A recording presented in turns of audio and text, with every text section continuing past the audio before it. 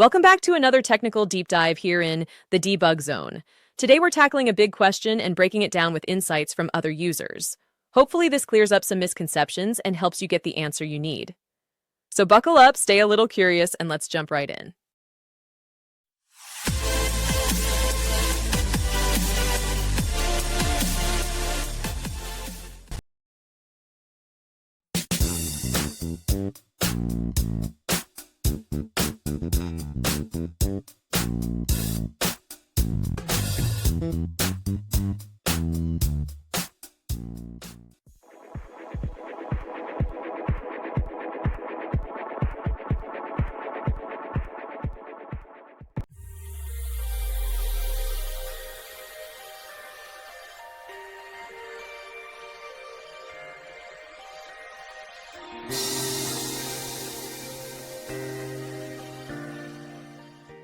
And that's a wrap.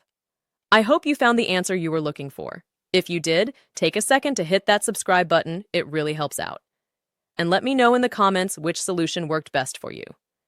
See you next time in the debug zone.